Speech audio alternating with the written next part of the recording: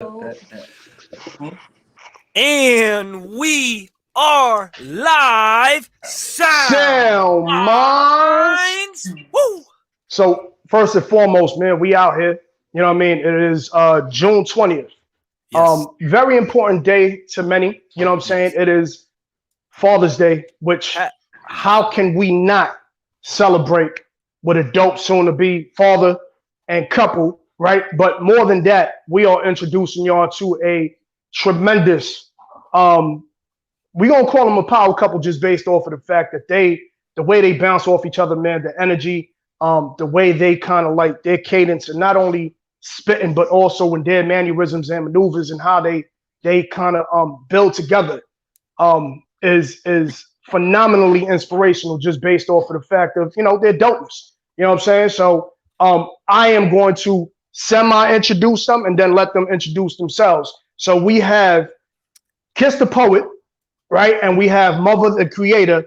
And together they even got an Instagram, Kiss Your Mother, right? So shows the dynamics of the fact of how dope they could be individually and then that Voltron mentality coming together. And that's when everything explodes on a whole different level. So we want to thank y'all for being here. We want to, first and foremost, let you know that we appreciate your presence, especially on a day like today when y'all could be doing something else. So we're going to get into a dope conversation, but I'm definitely going to alley-oop it to y'all so that y'all can introduce yourselves and kind of speak upon your resume. All right, peace to y'all. Thank you. Ladies first. Really? All right, no worries. Yeah, I'm Muva, the Creator. I've been writing for well over, I'm creeping up on 20 years, to be honest with you. 2004, I co-wrote a play called The Hip Hop Project. We got to perform at the Kennedy Center in DC. We actually won a national theater competition with a hip hop theater inspired production, which was all poetry. But that's kind of where I got my discipline for performing. That's kind of where I sharpened it up, if you will. I had the opportunity to perform for Russell Simmons, Little Rock Repertory Theater, Seattle Repertory Theater. So we were selling out theaters. You know what I mean? So that's where my training comes early in the game. Yeah. That's where my training comes from. I moved to Atlanta about 4 years ago, and my hustle was birthed here when it comes to the arts and what to do and how to monetize my self as a brand. You know what I mean? Oh, I'm a mom. And a mom, yes. Yeah. And you know what, before, not to cut your wisdom, shout out to the mothers that are holding it down too, where fathers are not, or where dudes are not. You know what I'm saying? There's a difference between a dude that can donate and then there's real fathers. You know what I mean? So straight off the bat, shout out to the fathers who are real kings who are really doing this. And then shout out to the mothers who have to fulfill those shoes of suckers that are no longer around just because they got scared off of responsibility. So I had to put that in there. So mother, shout out to you. You know what I mean? No, I don't even know any situation. I'm just saying shout out to you for being a mother and doing what you're doing. But my fault. I have to just throw that in there. I appreciate that. And I'll receive that today. But more than us who do that, shout out to the brothers that stand in the gaps. You know what I mean? Because I think on today they're more important. If we continue on that line of logic, I'm gonna throw a shout out to women like you who put up with us, because sometimes fathers, you know what I mean, sometimes it's more accolades to be a single mother, and it's easier not dealing with the masculine energy. And I know this, you know, the longer I'm a father and the longer I'm a husband, I know, like, we speak differently than women, we move differently than women. And a lot of times I feel like we do shout out single mothers, and they do deserve that. Most of us had single mothers in our generation, myself included. But I don't feel like we give the mothers that work things out with their babies' fathers enough credit.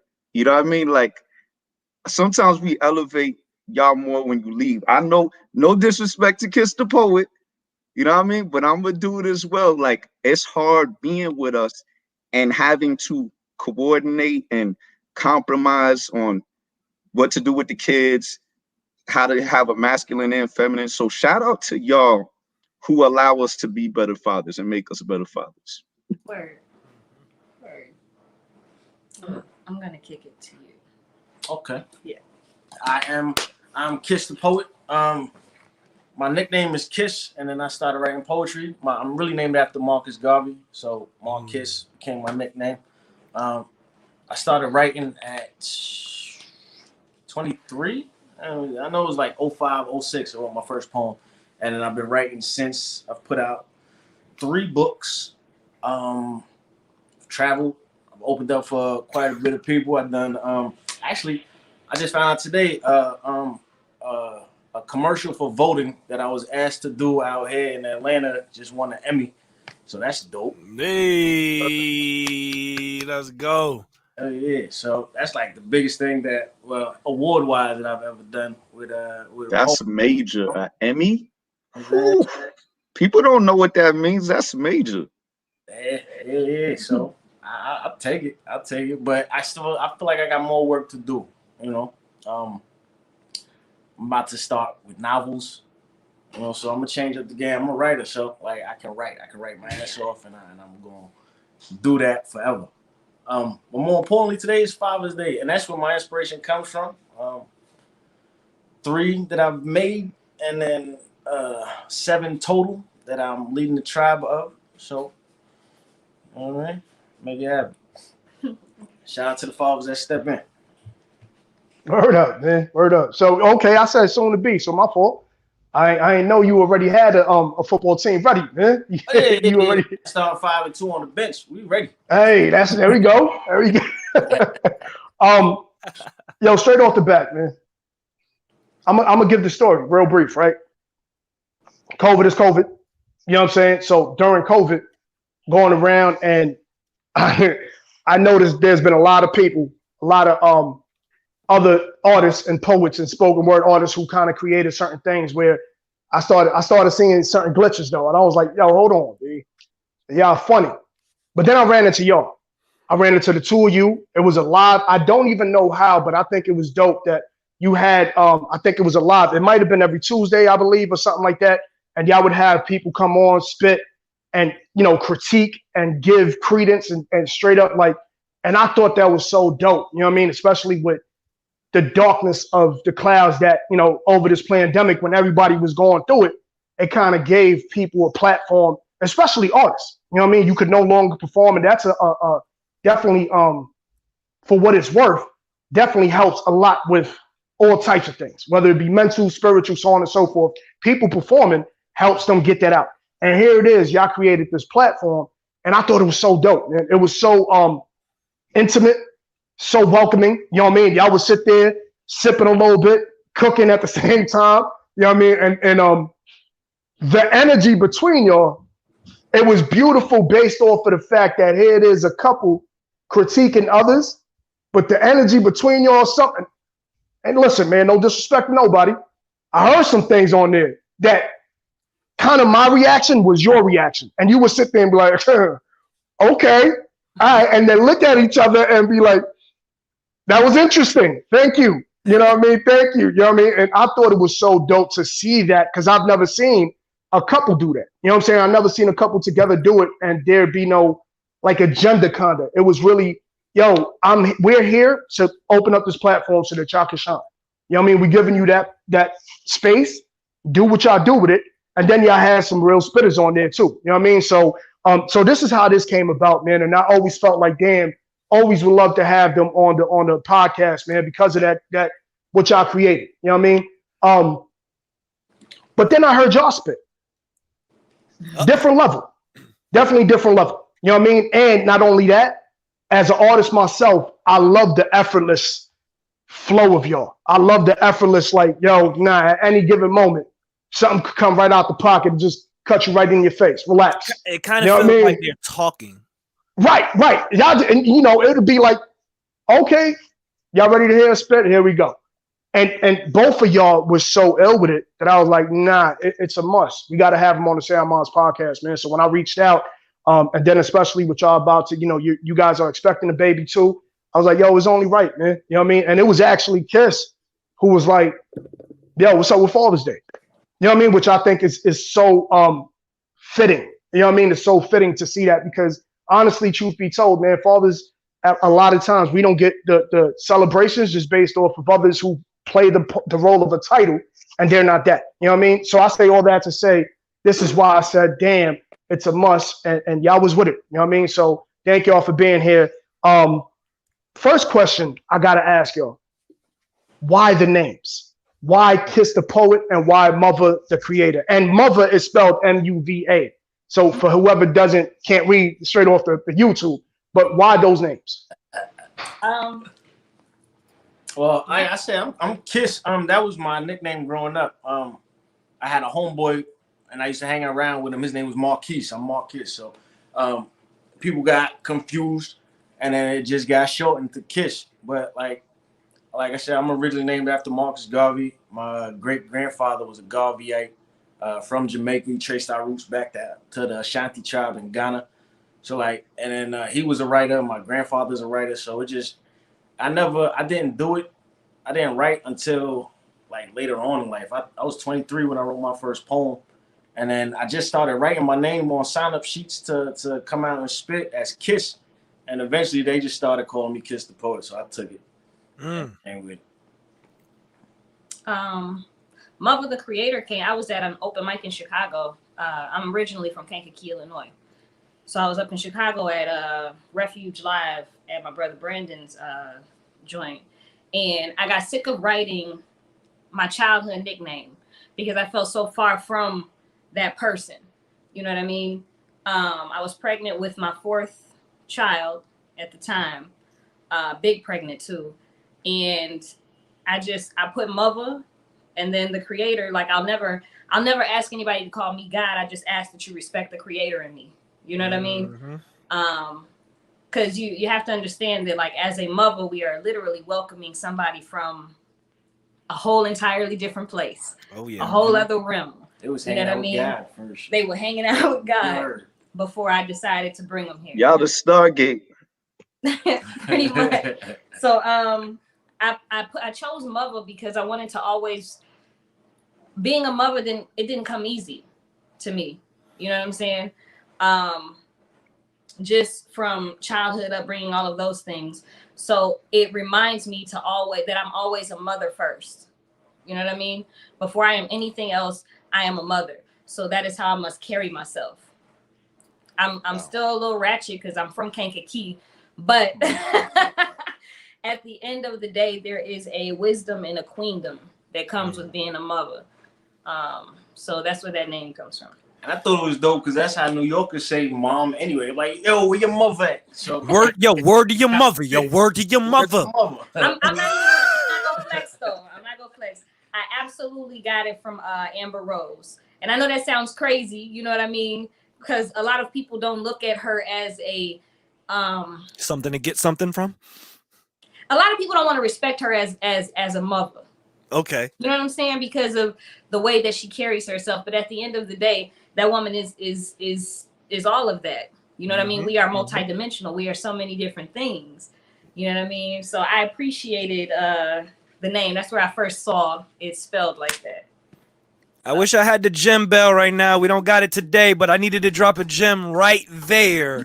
That's a Bling, gem. ding, ding, ding, ding, ding, ding, ding, ding. Ding. Like, that's a gem within itself. Just actually highlighting Amber Rose and what you take out of it. You feel me? Like that's what resonated with you, and you know what I mean. It shows everyone else that it does. You can get inspiration from anywhere. That's the point. Like, love that. It don't matter what it look like. It's what it do to you. You know what I mean?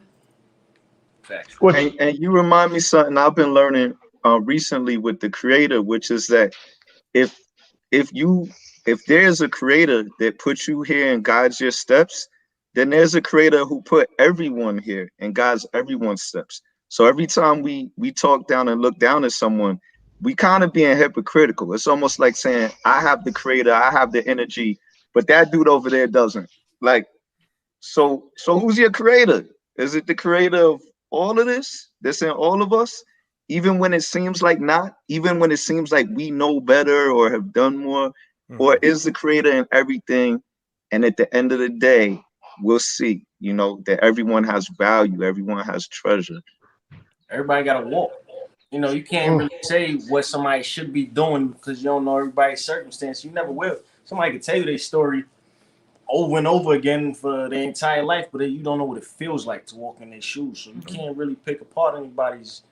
I seen this thing the other day. It was like uh the funny thing about it is God and the devil are the same, and they both live inside you.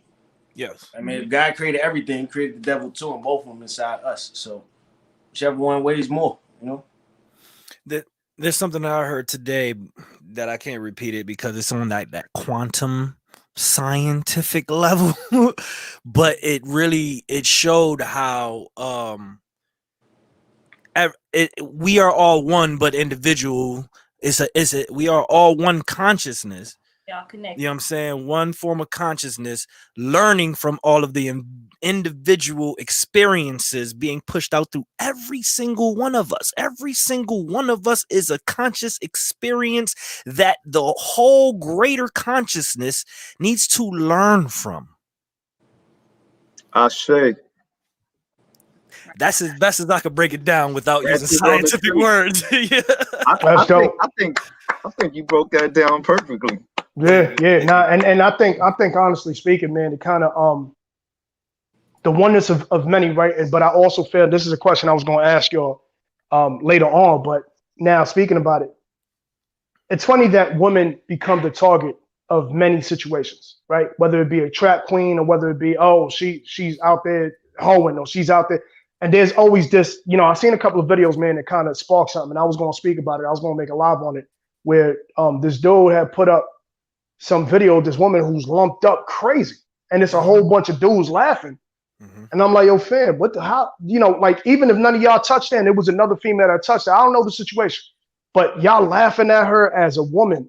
Again, going back to your name, you know, Muva, the creator. You are ultimately, women are the creators based off of the fact we come from the passage of your body. You know what I'm saying? And men don't get credit, but yes, the sperm, we all know the science of it. But nonetheless, you got women carry us for 9 months. And to see any woman disrespected is just so insane to me. So I say that to say, what is the backbone of your thought in regards to the misogyny and just the misogynistic thought factors of, oh yeah, well, if a dude does this, if he does this, he's cool, he's a player, but if a female does this, she's something different, she's dirty, she can't be trusted. Or the fact that women are just targets to become the very much used to pleasure and please men, but at the same time, there is no type of respect for the woman that have mothered us. You know what I mean? So what is your thoughts on that in regards to music, in regards to the arts? Why is it so easy for women to become that target? I think it's a lot of things at play with all of this. First things first, I think that how can I put this nicely? Why would you put it nice? You're right. I think the real niggas is going extinct. I think that real niggas is going extinct. And what we have here is a bunch of Bling, bling, bling, bling, bling, bling, bling. Bitch ass. A bunch of bitch ass niggas. There you go, nigga. Talk that shit. I don't have just it's a bunch of bitch assness. But the reality is everything begins with the woman. Ooh. Right? So I also think that we as women hold a great responsibility for this generation that we see. And it's not any fault to ours. It's just the way that the system designed this shit. We had to stand up and be the backbones. And a lot of us were not ready or equipped to be those backbones for our sons, for our, and we have a big generation of men, young men. Hell, we can go all the way to 40 something who are not held accountable. Because as women, I think that's the hardest thing in the world to do for our sons is to hold them accountable. Like, you did fuck shit. I'm going to explain to you that was some fuck shit that you did. So it's a lot of men who were raised and a blind eye was turned to the fuck shit that they did as they were younger. And as men, I think you spoke on it earlier, we have different languages, right? So I'm learning as a mother with my son, specifically, that sometimes he think he can play me like a yo-yo because that's my baby. You know what I'm saying? That's my heart. But I have to keep in mind that this is where he's learning manipulation if that's the kind of man he's going to be. That this is where he's going to learn how to manipulate the first woman that loves him, right? So I have to keep my antennas. Oh my, hold up.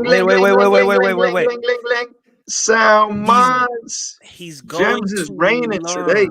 He's going to learn. If this is the person that you will be, if this is the person that you're going to grow up to be, a skill that you are developing within yourself, that has to take the experience would happen against the first person in front of you, the one who's raising you. Mm-hmm.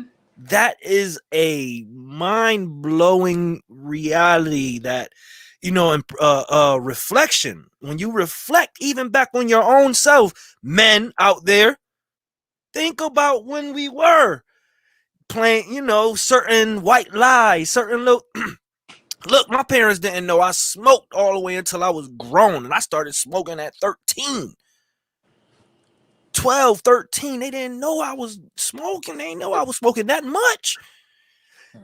They were manipulated at that point in time. They didn't see none of what I was. I was living two lives. I was this good kid. I was a very good kid in their eyes, and I didn't get in trouble. But outside, Rob, we want to see your face, brother.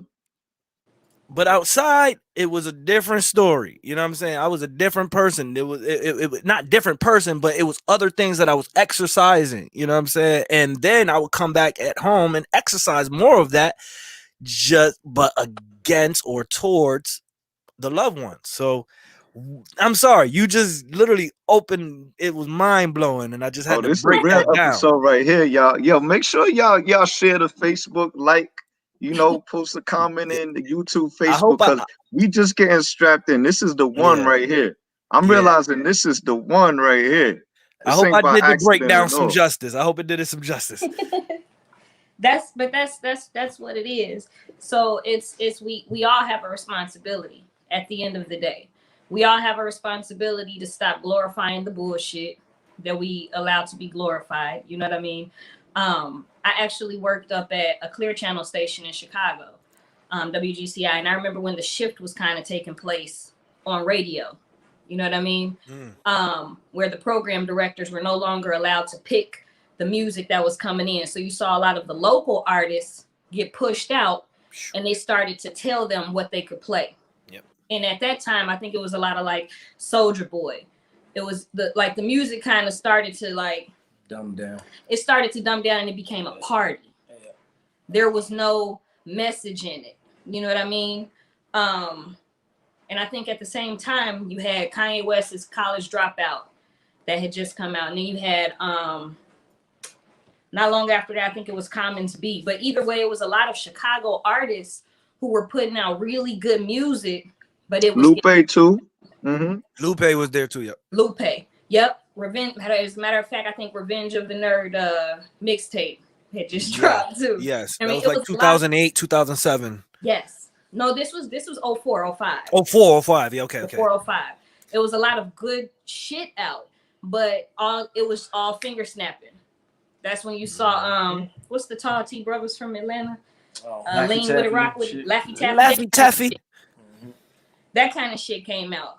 And at the current state, I don't know if most people know this, but right now, radio at an average is on a 3rd grade reading level.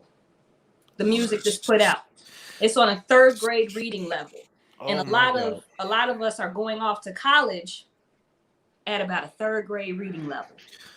Not to cut your wisdom, we actually had an episode. We had A+ from Hieroglyphics, and we spoke about how there was. Hold on 1 second. They spoke about how, we spoke about how, baby, my fault. My wife is doing something with headphones on and don't even know. Mama. Damn. Hey. It's coming through, baby. Day to you. My fault, yo. So This is for the what most we go through. so we were talking about back in the 80s. Now this is A+ and hieroglyphics. They were out at that time, and they was I think the kid from Bone had spoke about a meeting that was happening with execs and record execs where they were being told like, yo, that knowledge and all that. Now we ain't doing that. We ain't selling that no more. Y'all need to sit there and you need to talk about how you selling crack. You need to sit there and you need to talk about. So that binge started. So now, in New York City radio, there's a lot of times when something happens, when a George Floyd happens or whatever it is, something happens for about a day. They sitting there like, yo, we tired of this. And they'll play the very conscious hip hop for about a day or two. And then right after that, go into the Laffy Taffy type or go into the Soldier Boy. And I'm like, nah, brother, if you gonna sit here and be real about yours, because then what it starts looking like is a marketing scheme. You're sitting there selling conscious because now there's a situation in which happened. Now it's kind of like, all right, cool, let's talk about this, but we're gonna go right back to that suckeristic music that we need y'all to feed y'all kids. Our attention spans ain't shit. Nah, we care for a Ain't minute shit. and then go back to the bullshit. It's funny y'all saying this, like just for reference, I've actually heard like some people in the industry that I've spoken to. I've actually, sometimes when people are listening to our podcast, I always step back and give reference points, right? So a lot of people understand when we talking about been knowing this, but some people don't know, and they're like, oh, is this opinions, conjecture? What is it?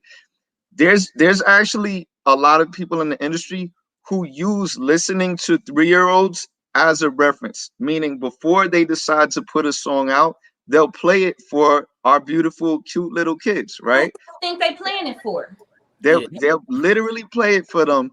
And if the kid goes, I bet that, then they Laffy Taffy, then they'll be like, okay, this is a hit. So who's If it fails that test, they're not gonna put it out. So who's the target audience? It's Children. Our kids. They want this It ain't music even to about raise the us. kids, and then with the music, it influences who they look up to and what they want to be. If all the music is drug dealing and fucking bitches and making money, throwing money in the sky and chicks twerking, that's all they gonna care about. Like they're not gonna give a shit anymore. So it's hard it's hard to make them listen to something conscious when they see these dudes riding around in the cars they want, with the money they want, living the life they want. So how do you tell them to read? I mean, you really point out is 2 points. One is that they test whether kids could dance to it and memorize it easily. But 2 is that they're also like kids could dance and memorize something easily that has a positive message, but they just slip it in. They let a lot of nonsense go in, like, oh, well, the kid could memorize it, but the kid could memorize it if it was positive too. So that's like the underlying thing they slip. Yeah, we 80s baby. Talk about it. We memorized Brenda's Got a Baby. Yep. We memorized Keep Your Head Up. We had a balance. We grew up in the 90s, so we had a balance. We had Lauryn Hill, but we also had Little Kim. You know what I mean? So, but you didn't have to only listen to one. It's crazy, man. I listen to both. I listen to both. Yeah, and that's the thing. I think, and I'll be real with you, it's kind of now it's more cynical because back when I had my issues back in the 80s, 90s, not more so 90s. I had my issues. I love the fact that we had all raucous records. We had our boot camp clicks. We had but then we had what seemed to be more materialistic. We sitting here talking, we listening about Italian colognes and Italian suits, and it's just like, oh, word, that's what we got to go get now. So, it's kind of funny. Now it's more cynical just based off of the fact that now it's no longer just music. It's also those who are in these record labels sitting there. So for instance, when we were in that whole situation of we're going to boycott the NFL because of Kaepernick, right? We were all powerful, like, yo, word, we doing it. And the people that said it, you sitting there like listening, like, oh, word, if you saying it, yeah, we gotta go. We gotta go on this. So, but then at the end of the day, when we look at the Super Bowl, you see a couple of dudes who said they boycotting, sitting there with the same dudes that own football teams. You know what I mean? Like Kraft is sitting there with a Dream Chaser chain on. You know what I'm saying? After being told, like, nah, we're gonna boycott this. So that spawned, and I actually spit it on here one time. It spawned 2 bars from this Disconnected track that we haven't done yet, where I said it's getting to the point where I'm starting to question our strength when our marches are jokes and only momentarily tense. So for the moment, we're very tense. For the moment, we're passionate. After that moment, and then the next bar is starting the question on strength when I'm on just jokes long more. Get taking a stance at glance with nothing but short legs. Boycott companies that show up to their events. You know what I'm saying? So at the end, it's like, how are we boycotting the very next season? We're sitting there giving them chains like, yo, Kraft just got gifted for his birthday, just got gifted a whip by some hip hop artists or some rappers. And I'm like, come on, man, where we are.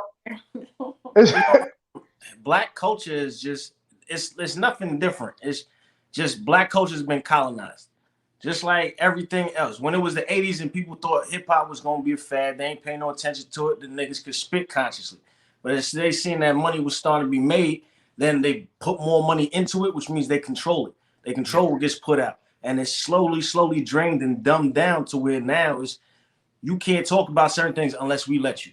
And then money talks, because most rappers and artists come from impoverished positions, so they're gonna take money to dumb down their shit. Even if they feel, I was surprised with Lil Baby's joint when he was actually speaking on issues. But then after that, surprisingly, he said he's not gonna speak on issues anymore. Right? So like they feel it, but what are they going way more? Are they going because now they gotta pay for their entire family to live? I don't blame just them though. Who you talking?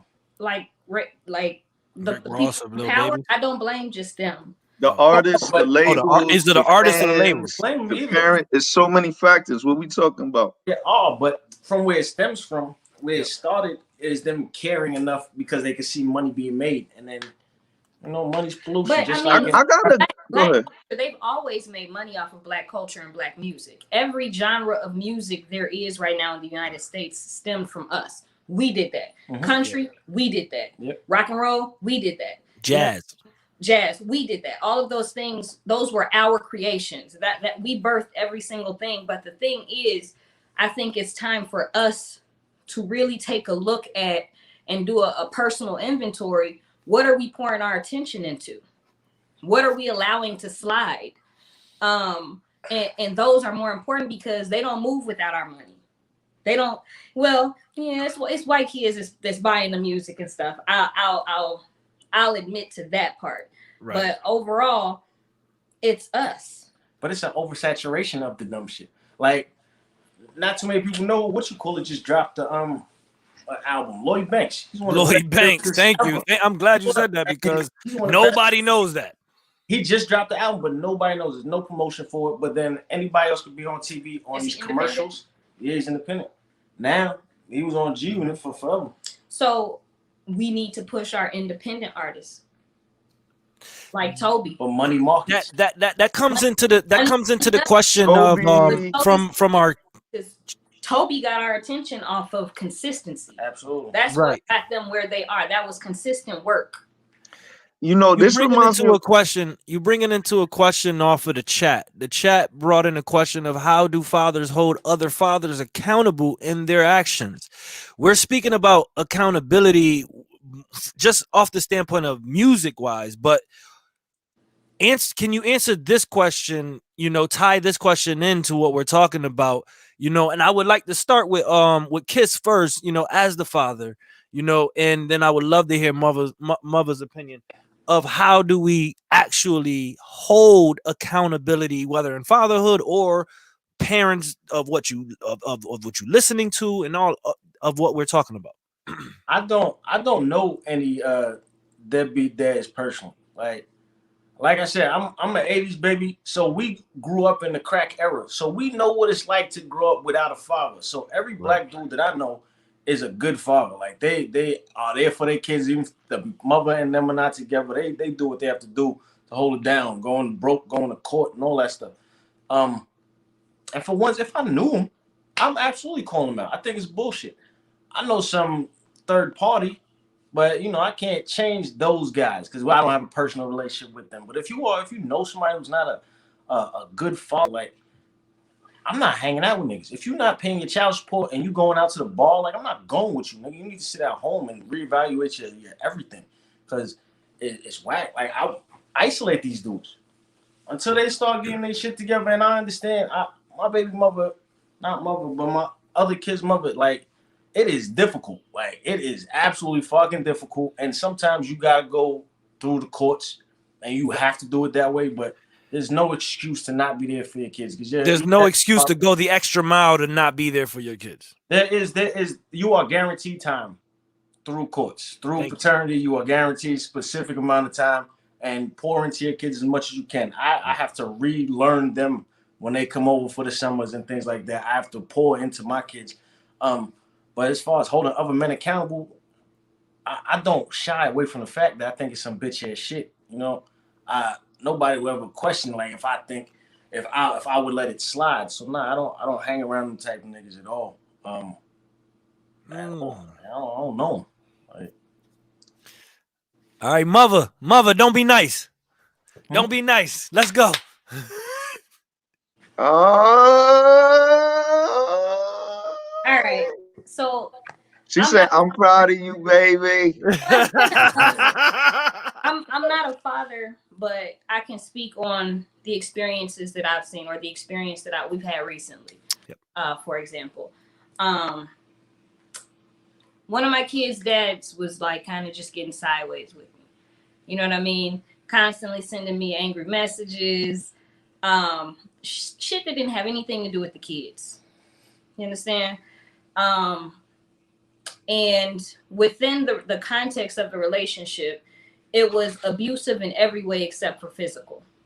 And a lot of people don't understand the layers to abuse and the layers to the things that women go through at the hands of men. And a lot of brothers don't understand the damage that they cause with their bitch ass behaviors. Okay. So, and it was everything from talking bad about me to my children to, you know what I mean? It was a lot. So, at one point, the brother jumped in, and I'll fast forward and get to the end, to the good part and the point of it all. He came to bring me my children, and he answers the door. He answers the door, and they have a conversation outside. He asked me to trust him as a man that runs this house, and I had to bite my tongue, shut the fuck up, and I came inside. Talk. and Y'all listening? I allowed him to handle the shit like men are supposed to handle shit. She talking right now, y'all. So with that being said, me coming in and being quiet, he came in and he was like, going forward, if it's not about the children, it's dead. But if it's about the children, it'll come through me, and I'll communicate it to you. And that's how we gonna do it. That's how we do it. I was pissed. Because first of all, you didn't make these kids. You not they mama. You didn't you and I had to stop. Tell us the truth. Yes. Really talk. Evaluate myself and push my ego all the way to the bottom of my gut. Because at the end of the day, it wasn't about what the fuck I felt. It was about my daughters and what they feel and what they need. And what they need is a peaceful environment. What they need is a mama who ain't worked up because somebody on some bullshit. You know what I mean? Mm-hmm. Those are things that I don't even need to be carrying right now because I'm carrying the load as is. Right? So Stop. I appreciate you so much, because brothers, like when we talk about holding other brothers accountability, you just answered something that none of us could have answered as men. But in order to discuss with other men, one thing we have to tell each other is, yo, you know what your lady told you to do right now? And you know how you see that look on her face right now? You know how she, oh, wow, God's in the presence. God just went right over their room. Like, you are the Father's Day voice of the nation. They just got a blessing right now. Lick, lick, lick, lick, lick. But like, that's really what it is. Like, we couldn't, when we check other brothers, the main thing we could do is check them and how they're relating to their ladies. In other words, you know that look she got on her face that tears your heart apart. You know that trauma you got from being a single dad and not wanting to be a deadbeat father yourself and all that. So when you see your lady in the moment, you might be hurting her feelings to do the thing that you know you need to do as a dad. We need to check each other and be like, let her be mad in the moment because you love her and you're going to do what she's going to appreciate 2 moments later, a week later, a healthy family later, right? Y'all talking about something that we never talk about because we don't seem to get past the fact of like, well, she said this, or this was gonna hurt her feelings, you know, and we can't talk about that without you as Mother the Creator kind of checking brothers. Like you're checking us on how we check each other, which is to say to other men, it doesn't make you a Debbie. It doesn't mean you don't love your woman. Think about beyond the emotion that she's feeling right now. Is this going to benefit your children and your woman ultimately? If so, she will forgive you for the short-term difference of opinion. Is that what I'm hearing? Yes, somewhat. I think more than anything, it required me to kill my ego so that I could allow him to handle the business of this house. Thank you, On Mother, your for behalf, clearing yeah. that up. And it ain't necessarily a you know how people, what's the word? Submissive. I always hear like submissive and things of that nature. But within this house, it operates in a certain way, and I'm not, well, it ain't even really old school or anything. Nah, just you trust me. Women has to trust a man to lead, because a woman will actually be the GPS. She will let you drive, but if you start going the wrong fucking way, she's going to tell you. But if you go in the right way, then she'll chill out. She'll look out the window and kick her feet up on the dashboard and all that. It's nice to not have to be Superwoman. Which is, and you know, for the most part though, it's nice to not have to be Superwoman. It's nice to not have to have my cape. Y'all know when we go to the restroom, you ever see the restroom sign? It's the man and then the woman. That's really a cape that she got on. That's not really a dress. And she, just so okay. Okay. I like how she hit us with the I don't know if y'all seen Snowfall, the episode in Snowfall. When you know when big homie wife was, when he was, I gotta go handle this, I'm about to go handle this. She's like, no, get off of me, you go sit over there. And then the other one was like, oh, you just going, this is man stuff, man. This is just the man stuff. Just let the man handle it how men handle it. I'm gonna shut up. You literally hit us with that moment of, no, he gonna go outside. I'm gonna shut up and sit down and but not only that, do the man. Yeah, I didn't. Not only that though, I will say, Mother, for the most part, I think the dope thing is, I think the dope thing is, and I'm gonna tell you straight off the bat, I think that you being Superwoman is fire. Just sometimes a person with super strength and just being a super being needs to be matched with that same energy by somebody else. You know what I mean? So here it is, kissing, you join it together. Now you're Superwoman, no disrespect to anybody else you ever been with, right? But the Clark Kent couldn't live up to being Superman.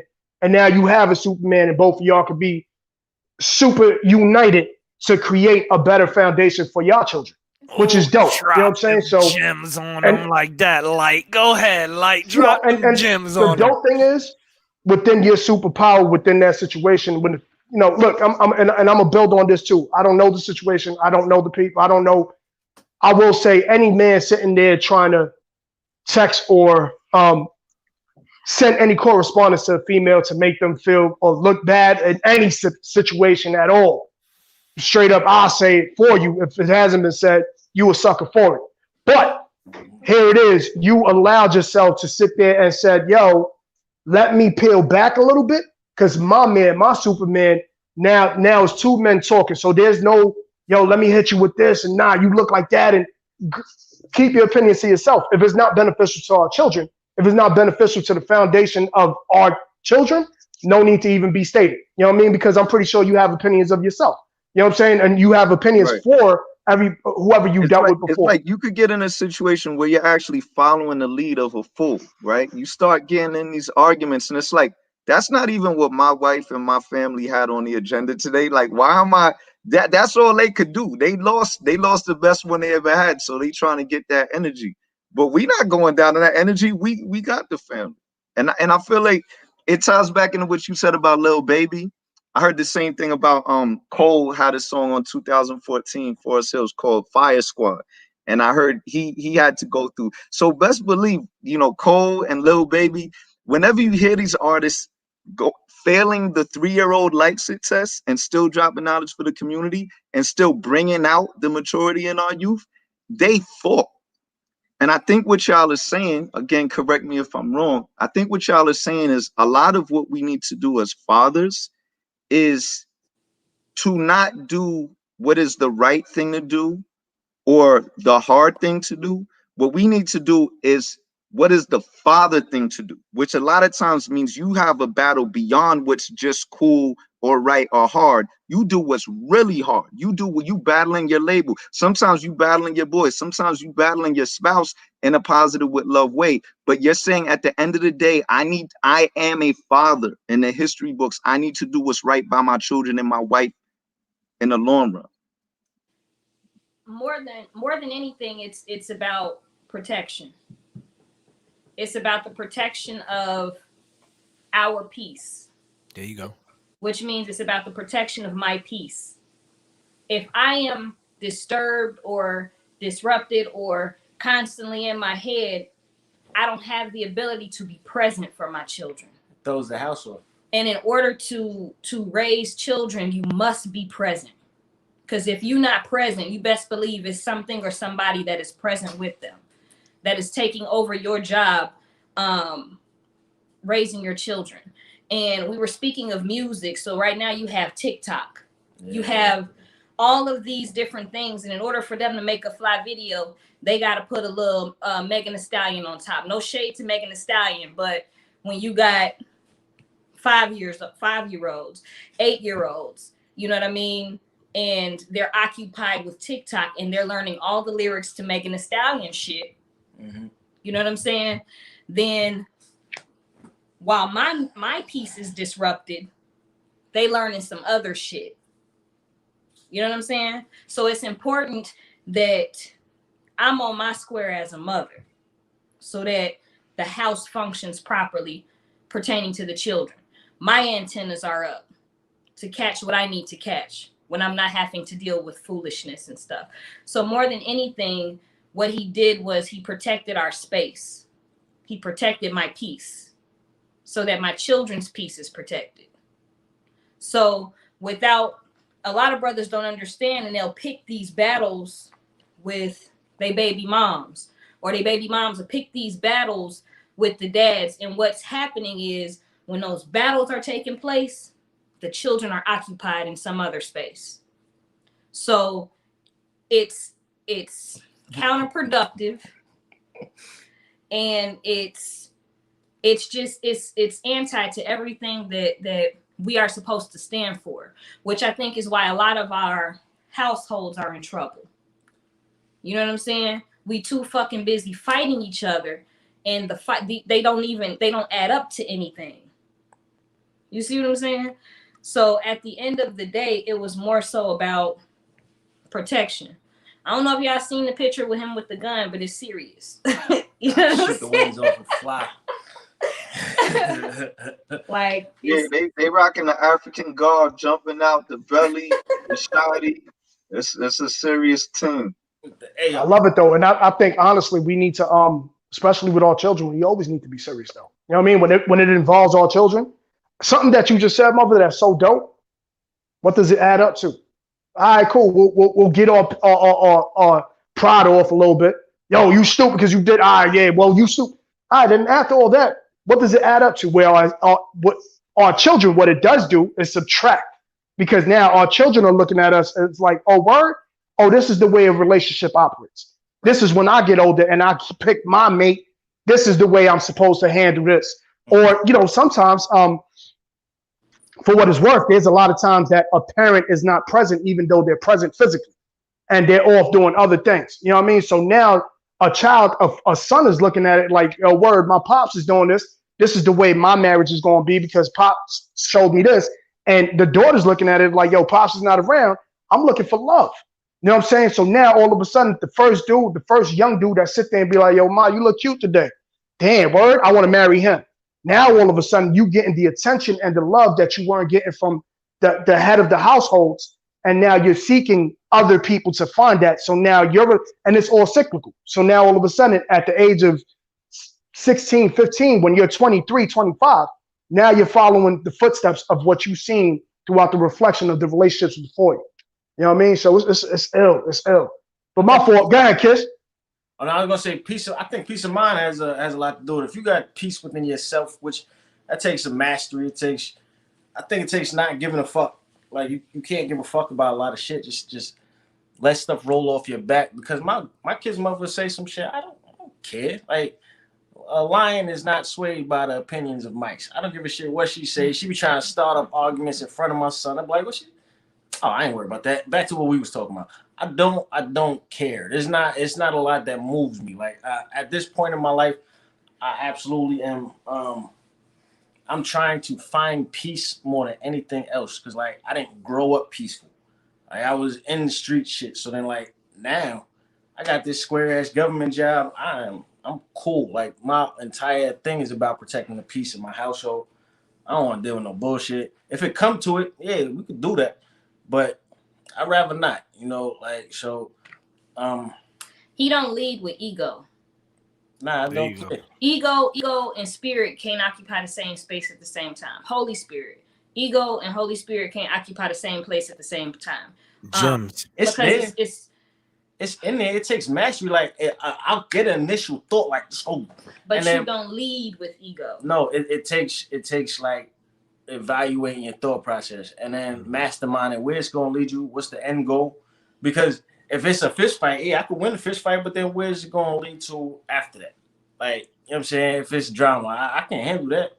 But then what's gonna happen next week? You know what I mean? So everything is about securing peace long term. Short term shit don't mean nothing, which materialism, all that shit is short term shit. We got shit to deal with later on in life. I want to retire and not have to worry about shit. When we older. When the kids go off. It's gonna be me and her when the kids go off. I feel like it's crazy that you said that. The fact that he doesn't lead with ego was one of the things I tell a lot of my clients. I did a lot of people on probation, you know what I'm saying? And one of the things that I tell them is when you step to any interview or anybody you speak to, speak from a sense of confidence, not from a sense of cockiness. Two words, both C's. Cockiness comes from a standpoint of ego, where confidence comes from a standpoint of wisdom and knowledge, and you know that you're comfortable within who you are. You know what I mean? When you cocky, that's where that ego comes in. It's the concept like the false confidence. Yeah, there you go. Like, I got a nice car. Confidence, like I could bag her in this Toyota. You know what I mean? Ooh. I want to say, yeah. Hey, I think our time is running a little short. Y'all so cute.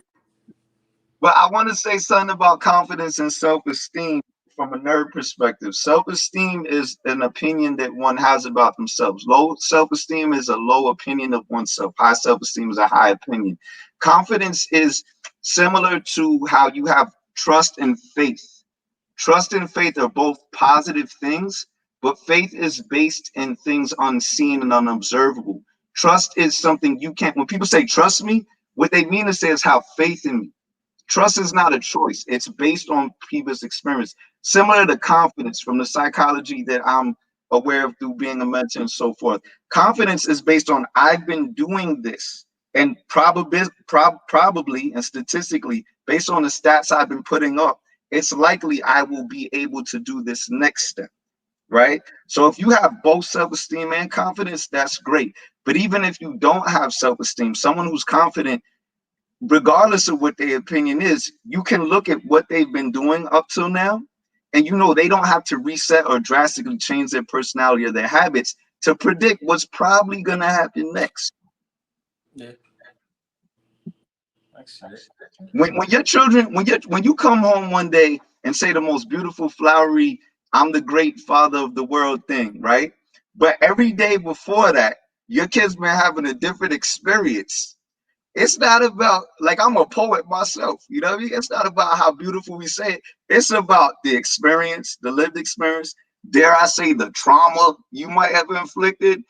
It don't matter what we say or what we show up with in that gift box. They putting that in the context of what happened the week before, the month before, the year before, and so forth. Absolutely. Word. That's dope. That's some gems right there. I see you out here, Kyle. Quick question to y'all, man. What is your opinion on the current state or environment of spitters now? Whether it be spoken word, whether it be hip hop artists, poets. What is your current what is your opinion on the current like plateau right now? I like some. I like, and I don't like others. I think that we need to normalize telling people they shit whack if it's whack. You know, like because it's gonna elevate the craft. Like set the bar high and then keep pushing the bar. You have to be able to take criticism. You have to be able to be open to giving it too, because people be scary. Poetry is like a lovey-dovey world. Everybody want to say, "Oh, you were great," but like some of that should be boring. Like there's poetry for writing, there's literary poetry, and then there's poetry for the stage. And like you have to work on the shit. It's a progress. Everything that you are good at takes practice. Nobody just woke up one day and was good at something. So if you have this false confidence, this cockiness, like you're good at this shit, and nobody checks you ever, then you're not gonna be good. But there are a lot of shining stars. I do see a lot of people, maybe not a lot. Like it I'm a critique too. I'm a student of this game, and so like it takes a lot to impress me. And I've come across a handful that really have, and you know I like them. If I don't, I don't. I just keep quiet about it. Ma'am. Muva. I think it's too much ego in it.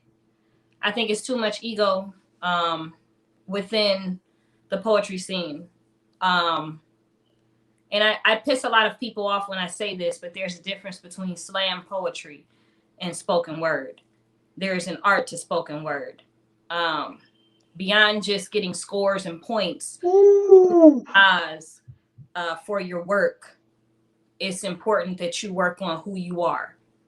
So when you step into these rooms and you've completely wowed somebody on some giant platform that you were gifted, because a lot of the power is in the platform that people get on. It's not that you are outstanding or that your shit is just amazing. You bumped into the right person at the right time and you got on the right platform. So your followers grew. However, it's important that as artists, as psalmists, as workers of the word, because in the beginning was the word and the word was with God, and I don't need to go down that, but understand what I'm saying. When you have a gift, you have a responsibility. So your character needs to shine through as well, not just show words when you get up there, because we have the gift of words, right? But if your character is not matching, we will turn a lot of people off and they won't listen. You see what I'm saying? It's kind of like Moses and Aaron. You know what I mean? I think Aaron was the mouthpiece of Moses. A lot of people didn't want to listen to him. You know what I'm saying? Because knowing his character, who he was, you know what I mean, what he had done. So it was essential that he had somebody speak for him. I think with a lot of us, I think we need to get back to the spirit and drop the ego. Because I also often see a lot of people who have these platforms who are used to the praise and the accolades that social media attention will bring, that and they used to getting they dick stroked, and that's what they want, that's what they need. They will completely bypass and ignore someone that could be beneficial to them and help them grow, and they will go to somebody that will stroke that ego. You know what I'm saying? And then they don't grow from there. Then you have people who are now raising other people to the platform that are mediocre as fuck. That's where it comes back to that, not telling people the truth about they craft, about they word. Well, it was all right. And then you get these people with these big ass heads that'll stroke their own ego. I think my director used to call it masturbating on stage. That was cool, but none of us came. You know what I'm saying? That was all right, but you the only one got off on that. So I think that it's important that we drop egos so we can get back to the spirit of the thing. I'm so glad you said to get back to the spirit. I want to say rest in peace to a star, Mum's a Schemer, who we lost recently. And one thing you're making me realize, sister, as we talking, is that a great person like Mums, who many people became aware of through slam poetry, so to speak. Um, his slam poetry wasn't his impact. It was a means to an end. It was like a job. It was like a rehearsal. The more he got recognized through the slam, the more he took on these roles and represented a black person's life and soul in these roles he took and used his gift. He could say, well, I could win slam poems, slam poetry contests with this. So maybe I could win a heart and mind and drop some knowledge when it's needed. And I'll never forget what past Salmon's guest, our sister Jessica Care Moore, told me when I finally won, like, this was a state finalist in the slam and I hadn't done it and it was a goal. I was like, hey, sister, I did this thing. And she was like, that's cool, little bro. Like, I did a slam one. Now, mind you, if you don't know Jessica Care Moore, she's like the star. Her and Saul Williams is the stars in the movie Slam and the movie Slam Nation, which is the two movies with Slam in the title. And so she blew up my whole spot. I was like, that's cool, little bro. Like, I did a slam once. It's not really that deep. Like she said, the type above it said, I'm a poet. Like, I really do this, and don't let what anybody puts on a scorecard or turns it into a competition with who's in the room limit the impact that you can do with your words. Don't let it validate you. Don't let it validate. Yeah, because it's deeper than that. Word. I appreciate that, because it was like he reached out and let her know to get validated. You know what I'm saying? And it wasn't about that. Us letting people, us as artists always got to tell somebody like, yo, check this out. Look what I'm doing. Talk to my heart and soul right now. And I think, you know, what's crazy is even this segment of this conversation, we as artists are very and I'm gonna put it out there, man. And I'm big on pride, but at the same time, we become very fragile when it comes to our stuff. You know what I'm saying? And a lot of times, depending on who the person is, your fragility can really be shit. Yeah, you know what I'm saying? Like, it's just like, all right, cool. Whether it be Jessica Care Moore, whether it be whoever it is, if I'm doing something for validation and their word is going to stop me from doing what I've been doing, not saying that that's what you was doing, Kyle, but at the end of the day, if you stop doing what you're doing based off of somebody's criticism, then you ain't really about what you're doing. You just about the accolades that it comes with. You know what I mean? It's just more so, okay, cool, let me please you, and so when you say it's good, then that means I'm good. Nah, you got to keep on doing, especially if you spit it for a mission. You know what I'm saying? Like, at the end of the day, when you spit to really get messages out there and the mission is to better and betterment, I don't care what people's opinions are. Dope, heard you. I respect your opinion, but it's not going to stop me from being who I am as an artist and a spitter who's going to do what I do. You know what I mean? And I think How do you block that out? How do you block that out? Well, like, see, that's one thing I could use my guinea pig myself and see if this, because this really ties into what Kiss the Poet and Mother the Creator was saying about checking each other, right? Like, there's one, sometimes if you are an elder, people will come to you maybe for validation, maybe just for opinion, maybe just because you are an elder, they respect you. Those could all be conflated together. We don't know. But let's go back to Jessica's role in this. Let's go back to our roles as elders when the young people come to us, right? If we take that opportunity and say, look, whatever you're doing, I got you. You on the way, God guiding your steps ultimately, right? But what she did was she told me what I was doing was valuable regardless. And I think there's a way to check someone where they might even, because I feel like I was looking for validation from her, honestly. You know what I'm saying? So it's like, if you looking for that validation and someone goes, okay, you are validated by knowing you're continuing to do what you do regardless if you won this contest. So now we go, I'm not validating you because you won this battle with this MC or this contest with this reward. I'm validating you because you're in touch with me. You know I care about you, and you know your words have an impact, right? So it's like it's a subtle flip, right? You validate them and take away the reward. Go ahead. I think it's who it is. You got to have some kind of relationship with them. And with the older generation, or like somebody who's looked at with esteem with whatever art that it is. If somebody comes up to you, they want that. They need it from you. So it's easier in that aspect than for you to just run up on somebody and tell them like, yo, you need work. But if they're seeking it from you, then there's a two-way street. Then like I believe from an older or from somebody who's looked at, there is a position of responsibility to get it across to this person. Like, yeah, but this is what this is for. This is the purpose of this thing. So live in that purpose, and then also go read this book by this poet. You know what I'm saying? So then like you can throw stuff at them so that you know that they'll learn from it. But also because everybody who gets up on the stage has an ego. Like you're not gonna get if you didn't, then you would write it down and put out books or something like that. Like you wouldn't get on stage. It's kind of like you turned it from a dead end to a continuum the way you flipped it. That's something that I think we was all trying to get at, but you just articulated too. That is it. You're right, 100%. You're right. It's like right. I won this thing. No, you won the opportunity to keep doing this thing. Now go read this book to take it to the next level. Yeah. That's gems right there, Kiss. I appreciate that right there, man.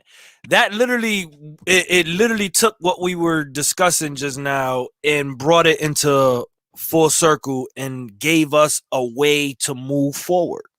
You know what I'm saying? And that is, as artists, that's something that you would need. Like when you do reach, there's many artists out there that reach out to people that they connect with, that they feel like they, is a big brother, big cousin, someone that they look up to.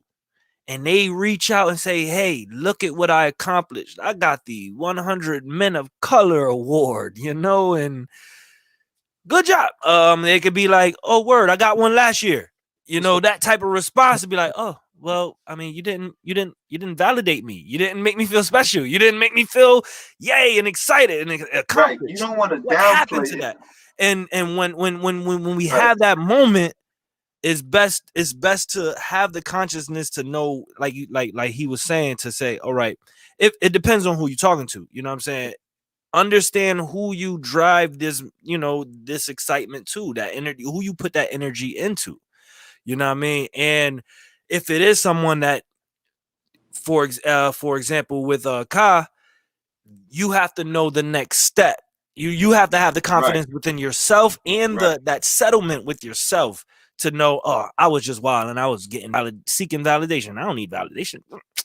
I know the next step. You know what I mean? It's that consciousness of it, and that I appreciate this conversation about that, because not only I have ran into that, you know what I mean, just using Ka's example right here on the platform helped me even see it and get more confidence moving forward. So what's dope? So Kiss and Muva, by all means, y'all have become the therapist on this episode, man. So you know what I mean? Y'all helping with a lot of things out here. So I gotta ask y'all, what is your advice? What advice would you give to artists who wants to be a part of this for whatever the reasons, right or wrong? What is your advice to artists, and what do you feel like, not only based off of perfection of their craft, but also longevity? You know what I mean? Because I'm gonna say it straight off the bat, man. One of the things that I feel is so dope with y'all, you are both linguists. You know what I mean? Straight off the bat, both wordsmiths. So it's just kind of like when y'all spit, it moves different. You know what I mean? And in all intents and purposes of the word, not because y'all on here, I salute y'all for being elders yourself, because I feel like you are of that esteem based off of how dope y'all are. So if you can, what advice would you give to artists who want to learn more and be better in this craft? Read a lot. Read people who've come before you. Read shit that you wouldn't normally read. Step outside your box. Read, because if you don't read, then you're not gonna pick up on certain words. Like I became a better writer by reading. So read everything that you possibly can and study people who came before you, because once you study them, then you can take what you've learned and then make it your own, and then put out your message and your spirit and your heart with a bigger arsenal. You know what I'm saying? Like if you don't read anything, if you just think that what's gonna come to your mind is divine and ultimate, the best shit that's ever been heard, and you're a fucking fool, and you don't need to be doing this shit anyway.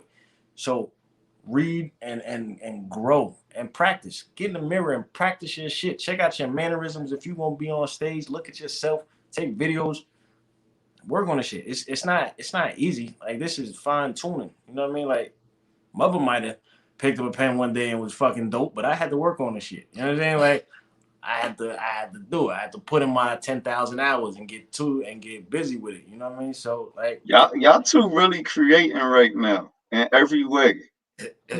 Look at that. They gotta care about it. Like, if you care about this shit and beyond your ego, then you'll put in the work. That's all. If you care about it beyond your ego, I need to be on the t-shirt. I'm gonna just watch back this podcast every now and then, just as like a model. You know what I mean? See, one thing also, let me ask you about this, right? As poets, people have Hold different on, languages. Kyle, before you get into that, let Mother respond to the question, because I definitely want to hear, and then you go into your question, brother. No problem.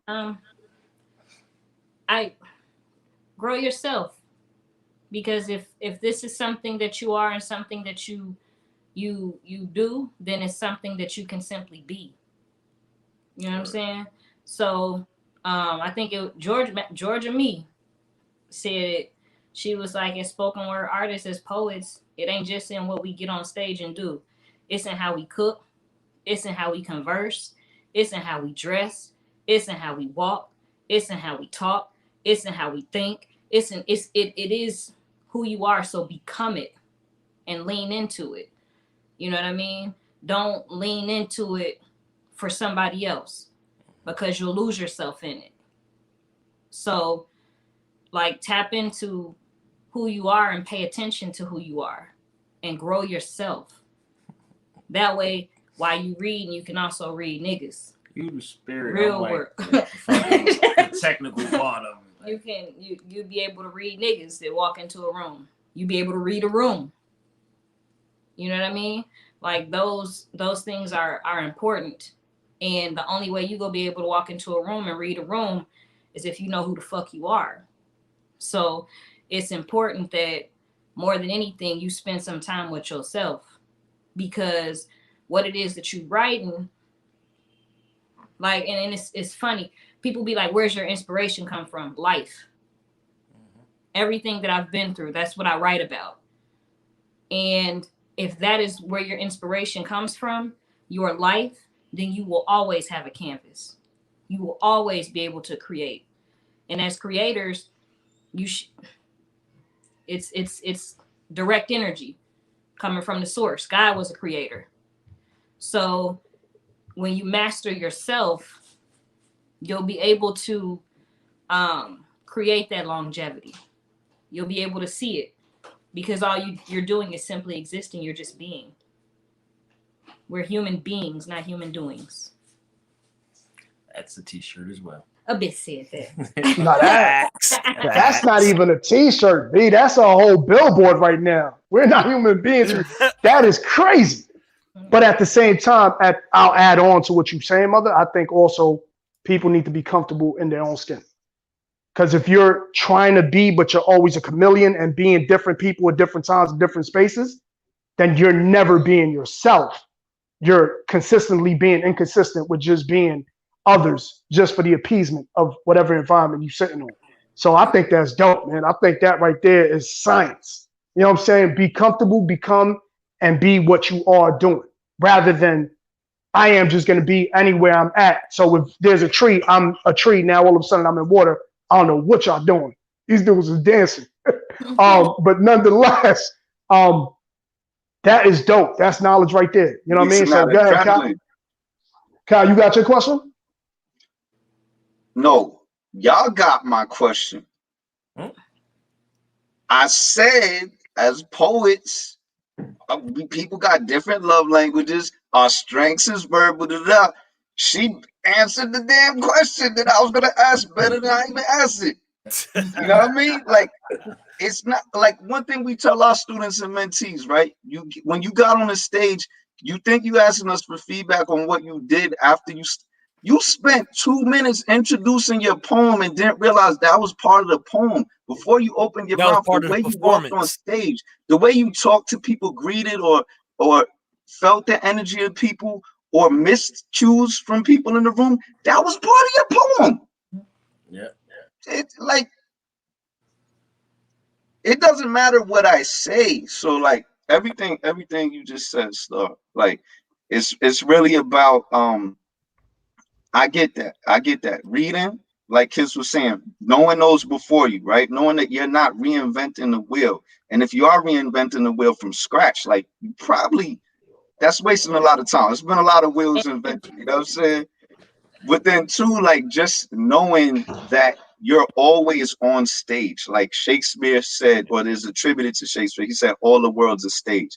So it's just like, take it easy too. Like it's never on, it's never off. It's just what life is. You learn, just become more aware of, if I'm understanding, just become more aware of what you're putting out and what you're receiving from people, regardless when someone says it's showtime or the poem has begun or the job has begun. Like people getting your feedback continuously all the time. Dope, dope. I got So one last. I got my last question. I mean, we actually are talking to two poets, and we ain't even have them talk about their poetry. Like we talking to two poets, and we getting relationship advice, parenting advice, just gems around life. Period. Period. And that's the most powerful part about this. But I want to bring it to I want to bring it to the power couple itself of being two poets individually, but then coming together, and doing y'all thing together. We brought up Toby and his queen, and I know there's other people in the industry like Beyonce and Jay-Z and things of that. There's other power couples. Where do your inspiration to move forward as a power couple come from? I never even labeled us that. We was just doing us, and then other people said that. Man, like, we was good individual. Like, what's the Neo song? I'm a movement by myself, but I'm a force when we together. And I mean, yeah.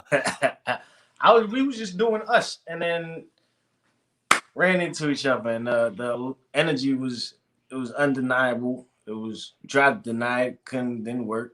So then once we decided, and that was the biggest part, is we decided because we could have went any direction that we wanted to go, right? But we made the choice to be together, and then it's like, all right, well, shit, let's go be dope together then, right? And multiply each other and check each other and uplift each other and create spaces to that where both of us can be at our best. And if it emulates as a power couple, that's cool, but we feeding each other. And I guess that's with any couple. If you feeding each other and both of y'all are going to be the best versions of yourself, be a power couple without poetry. Poetry is just how we met. It ain't really got nothing to do with our relationship. At all. Appreciate that. So the behind the scenes of it, that conversation, like you said, y'all had to have the conversation. Like, is that a conversation of, hey, I'm a poet, you a poet, we better together, we can do this together? Or is it what is that conversation like? Is there a battle? Like, nah, man, you can't cut me off of doing my thing. I'm doing my thing. What was that conversation like? Before a conscious decision to be together, I had to unload my fears on him. I had to explain, like, these are things that I'm concerned with us coming together. Like, it's a male-dominated industry. So as a woman, I know what I look like. Am I gonna lose fucking gigs because now people like, I can't fuck her, so I ain't gonna give her the gig? Am I okay with that? You know what I'm saying? Like, the compromises. Like, I think more than anything, You're saying if they see that you're in a relationship, they'll feel like, oh, she's not available, and that takes away hell the. yeah. I think that's with any artist. Hell yeah. It's a lot of attention features, things of that nature that that I used to get that was just normal, but now it's like, oh no, I respect Kiss. I respect Kiss. I'm gonna holler at your mans. They don't even speak to me anymore. You talking? You know what I'm saying? They speak to him because I don't even be putting out that kind of energy. You don't, but it's I think it's it's the misogyny of it all. When you're dealing with any male dominated thing, you know what I'm saying? Like, and you saying that's a good and a bad thing, correct? It was good because I was aware of it and I knew, and I controlled and molded that how I wanted it to go as a woman. But now that I am attached with someone, I don't have the luxury of molding it how I want it to go, because they go talk to him first. They go ring his phone first. So it's less negative attention, but it's also less attention in general coming directly. Not even the attention, the opportunities. Because again, a lot of the power is in the platforms. You know what I'm saying? So when you have somebody who has a platform that would normally welcome you and say, hey, I toss you $200 for a feature, because in the back of their mind, I might get some play. Right? Those opportunities no longer exist for me, if we're being completely honest. Yo, do you understand what you're saying right now, Star? Like, we can't end the podcast right now. This is getting deep. It's true. Like, even people in I need y'all in the comments. Like, let's go. I'm sorry. Please continue. Like, this is getting deep. People don't talk about this part. Even with singers in different industries, they'll tell them to act single. Like, they'll tell them to take off rings and shit like that. So, because your fans want you to be single so that they can, have that fantasy. You know what I mean? But that was the conversation that we had to have so that I was comfortable. Wow. You know what I mean? Like, I don't think you deal with that kind of stuff, right? No, my shit was different. On my end, it was like, you've been fucking around this poetry world. Like, you got groupies and shit. So don't embarrass me. Don't make me ever feel like, I will ever come second or your attention is anywhere else. And that's easy because I know where I want it to be. But doesn't that mean you going through a similar thing, brother? Like, that means like these women are seeing you attached as well, correct? So like, don't you always also lose that element of, oh, he's a single guy or he's unfaithful? Like, the more they see you really love, because it's one thing, like you said, if you attach, but it's like, oh, this is just whatever.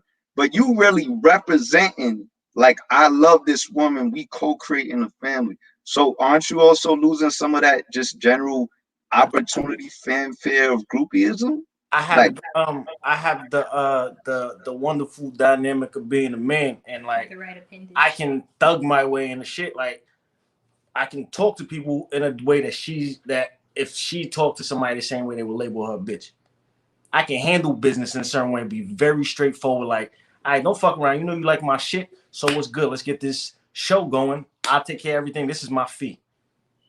If she does that, then they're gonna look at her differently. Which, so I don't get turned away from that part. Maybe some, but I'm not gonna lose as many because the male dominated field and then misogyny of it, and dudes thinking like, oh, if I give her this, then I'm gonna get something back. And that's how dudes think, so and then it's Atlanta.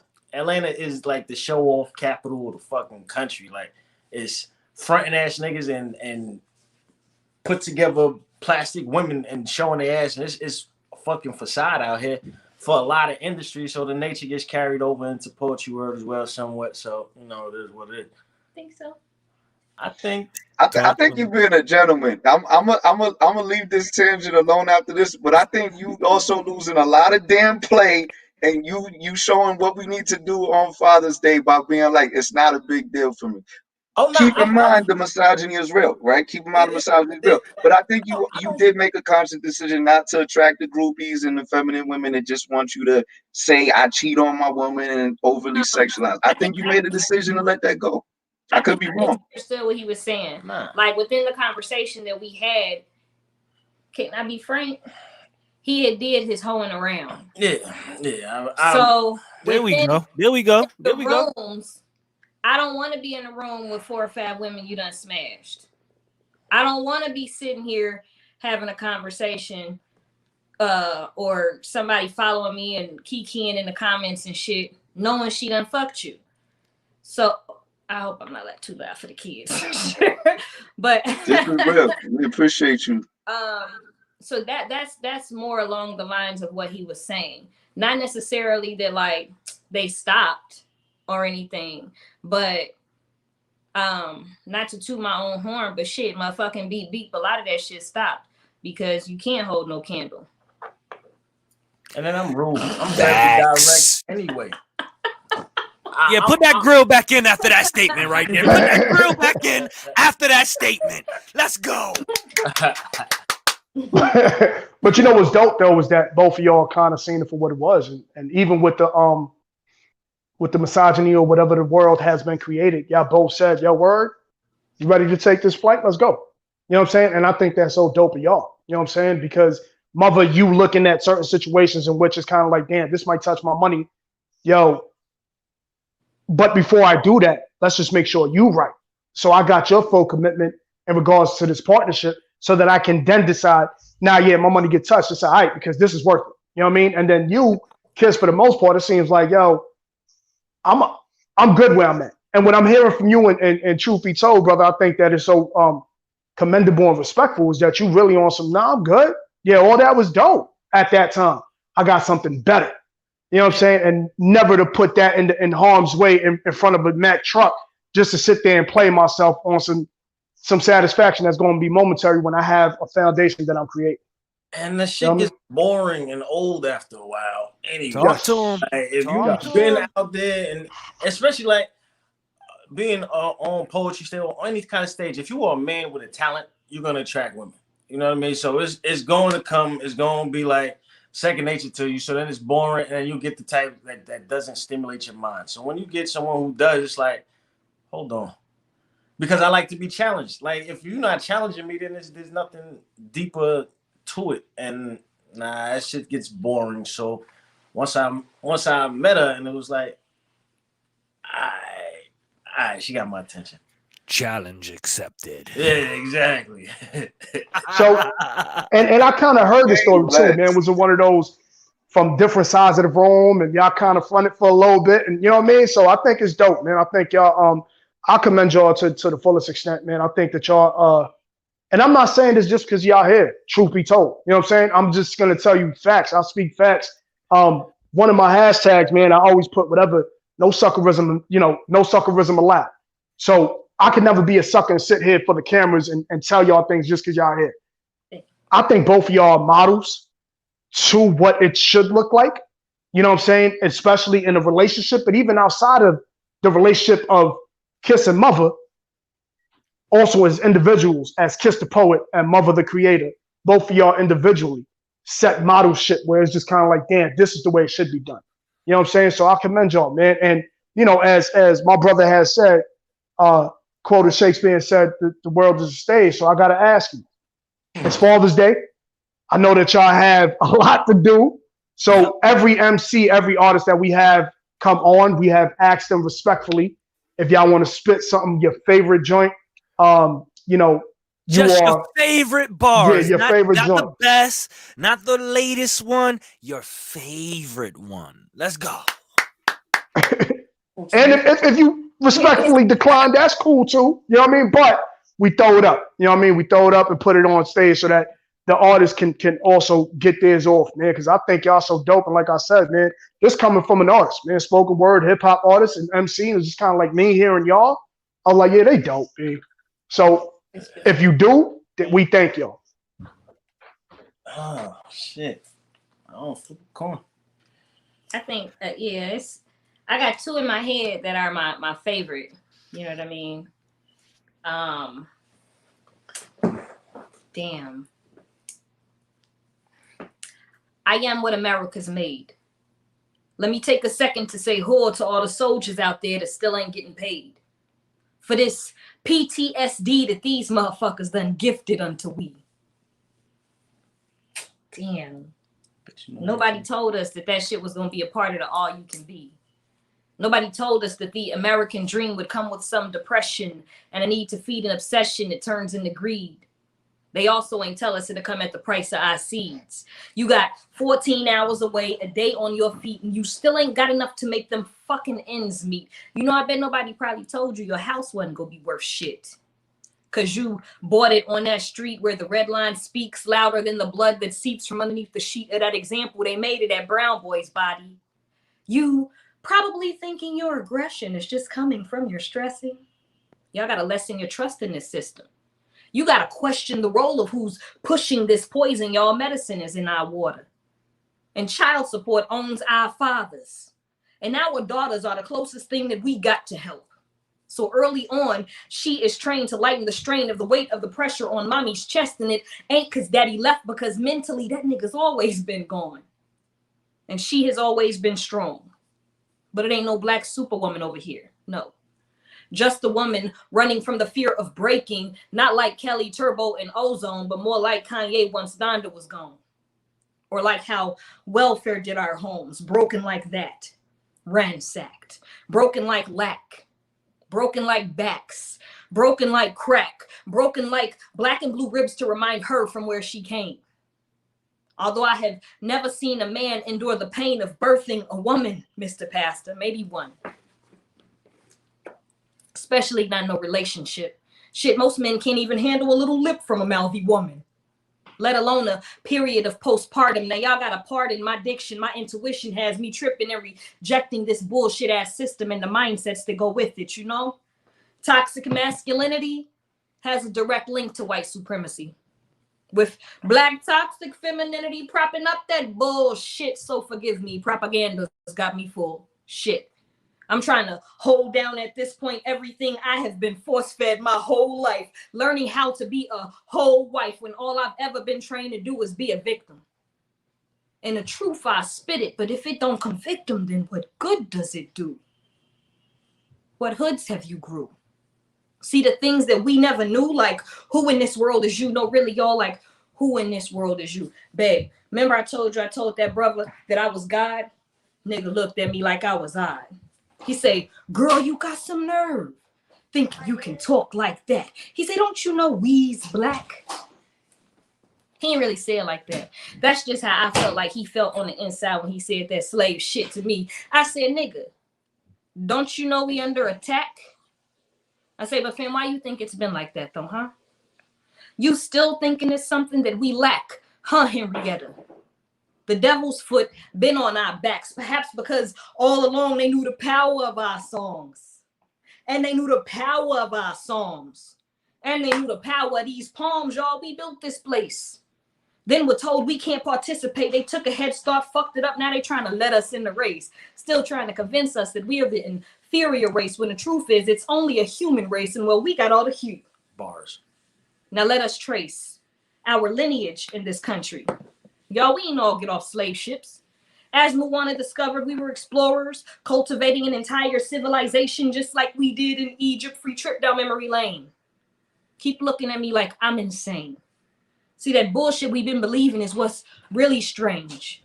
Y'all know Jesus wasn't a Christian, but he was absolutely a slave ship. We waste time putting blame on each other instead of utilizing our lane, but you got to understand that shit was a part of the game. Slavery was about making us inhumane so they could justify mistreatment. And I testify all the reasons. But see, I need protection in this season. When a queen speaks pain, she just be needing a king that can step up and add a little seasoning to the truth that she be sprinkling. So that the enemy don't be thinking she ain't got nobody beside her that's ready for war. Whore. What? Oh, I'm gonna shut up. Fam, I had distinct face oh my since God. go. Oh my God. Kiss. I'm trying to breathe right now. Yo, y'all too, man. Mother. Yo, and she did that at mic drop. Straight. That's mic drop status, yo. That's mic drop status. She vanished. Jesus Christ. She not there. She left Earth. It's crazy. She stopped time and left Earth. So many All questions. right, Kiss, you up, brother. You. All right.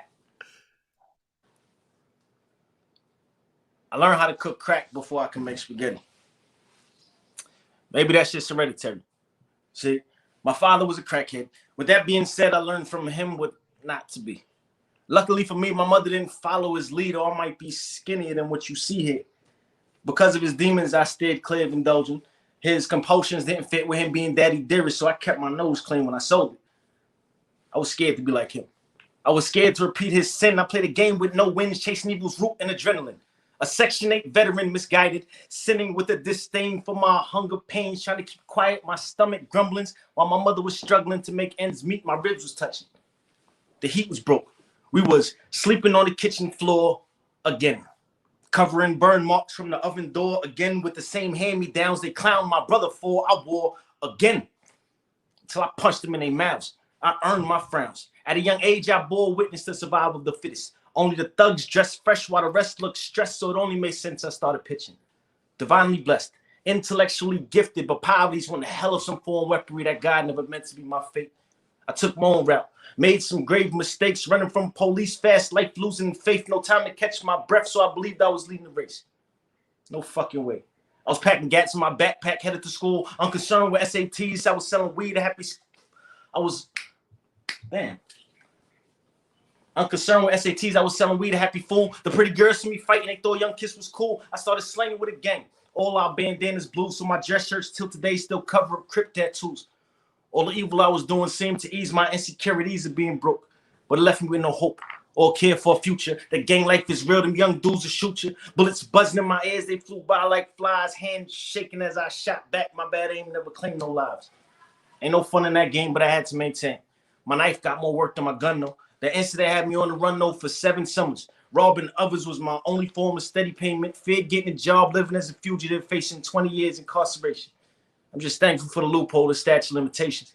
I was living too grimy to say I was blessed to make it. Self-medicated, stressed, not locked up, but not free. Those soldiers get theirs treated, but no one speaks about our PTSD. Us hood niggas. Poetry became my free therapy. It's the only real reason I see God sparing me. He made my message special so they could be hearing me. And to be a vessel to remind you. To leave no child behind you. You'll be surprised what their minds do if you just mold them. How much rage will leave their space if you just hold them. You may want to control them, especially the bolder breed, the ones with that chip on their shoulder, but them the soldiers that we need. Let your words spread seeds to bear fruit for them to feed. And not just your kids either. There's children raising children, the ignored ones, and your sons may share the same teacher. The village has been missing. The mission must be much deeper. The message must be more profound. Their friends may be permanent features. Become their lost and found. That's the truest test of your crown. Let your God light shine down on those who've been deemed the weaker. Let the church say amen. Amen. Ra. Let's go. Let's go. Oh my. Yo, that was so. Thank you for the blessing, y'all. That was so disgusting to the spirit that everybody needs to hear it a little bit differently and just understand that that is the story of so many. At the end of the day, that the truth behind what y'all spitting is because of the narratives that have been built throughout history. You know what I mean? And for what it's worth, y'all, like you said, a vessel of that truth. You know what I mean? These stories are not just, anybody could, I'm talking about the Benzino that I'm, that's cute. This is what the art is formulated for. As you said, mother, back in what, hour one, you know what I mean? You had said the word came first. You know what I mean? And this is what y'all doing. Y'all practicing and putting that word on for the mission to better the brain so that when you speak your truth and when you speak in the truth for so many, it's to better us mentally so that we can sit there and be like, damn, I need to step my game up as an artist or I need to step my game up as a human. You know what I mean? One way or the other. But I thank y'all so much for the blessing, man, for just to hear y'all spit so raw. It's so crazy. Shit, poetry and storytelling, like the Bible, whether you believe it or not, is an accumulation of allegories to teach you how to live. And then the Quran rhymes in Arabic from beginning to end. So poetry and storytelling combined, that's where it moves nations. Facts. You know what I mean? Facts. I want to reiterate that I'm just grateful. I'm thankful for y'all being on this podcast, dropping these gems. I'm gonna go a little bit deeper off of what I heard. Besides the words that you spoke, I want to tap into the energy that I felt. I feel I feel like, especially in poetry, this is the power of poetry, you know, that it gives men and women, right? It gives, and correct me if I'm wrong, this is just something I'm going off of feeling. When I listen to Mother spit, I felt her pain coming through her masculinity.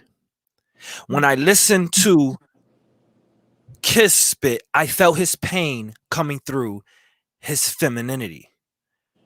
Because us as men, to when we speak creatively, we're tapping into our emotions, emotional side. When and correct me if I'm wrong, because I can't speak for the women. But when I hear her speak, it's like she's tapping into her masculine side to explain the pain, to defend the pain, to stand strong in front of the pain.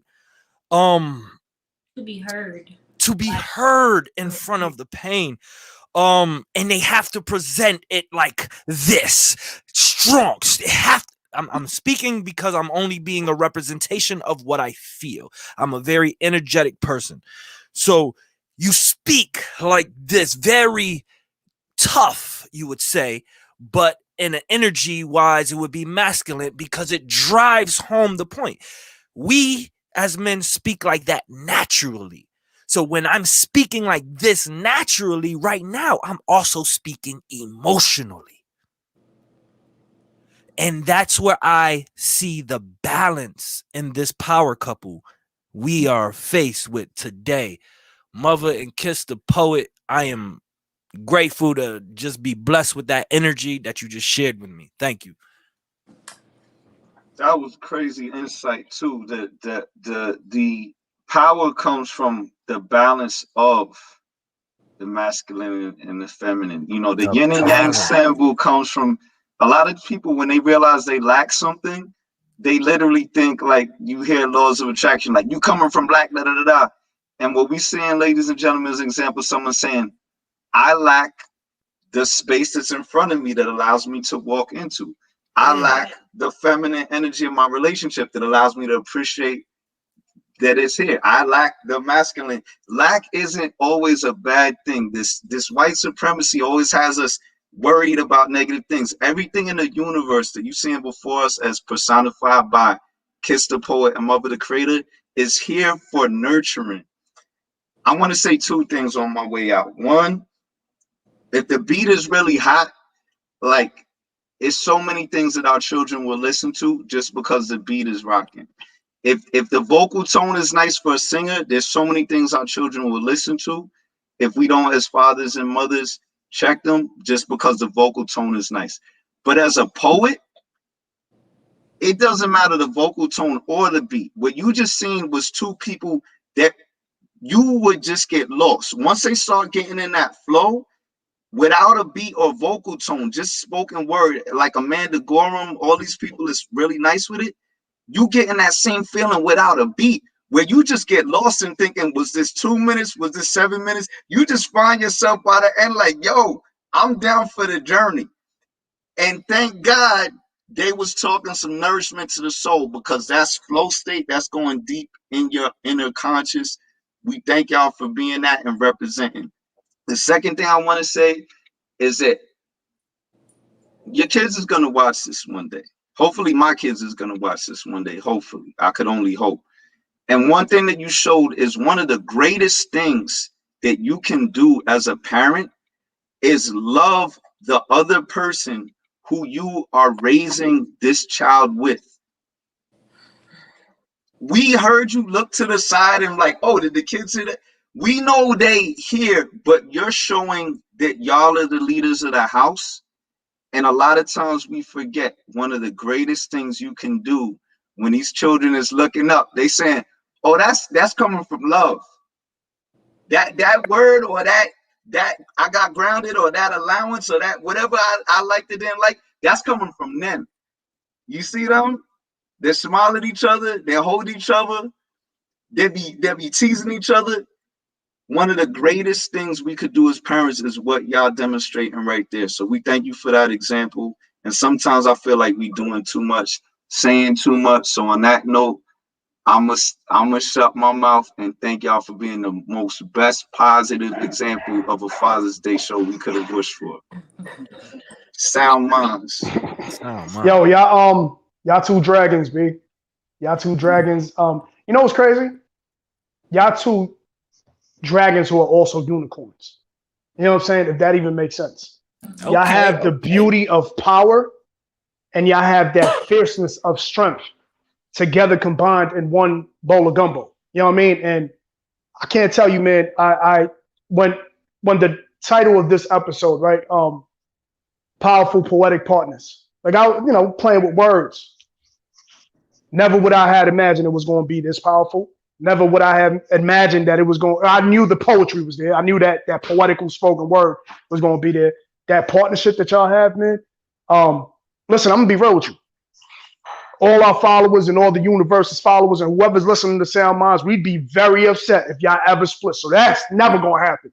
By the universe of the law, y'all need to stay together because we need to see this chapter continue. We need to see this book continue to be written.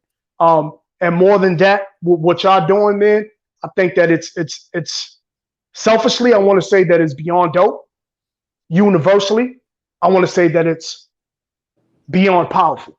So thank y'all. You know what I mean? We want to thank y'all for being here. We want to thank y'all for sharing with us your energy. We want to thank y'all for sharing with us your stories. You know what I'm saying? And I don't know if there's anything that y'all want to say in regards to anything that y'all have coming up. I know y'all have more better than an album. You know what I'm saying? Y'all have a project dropping very soon.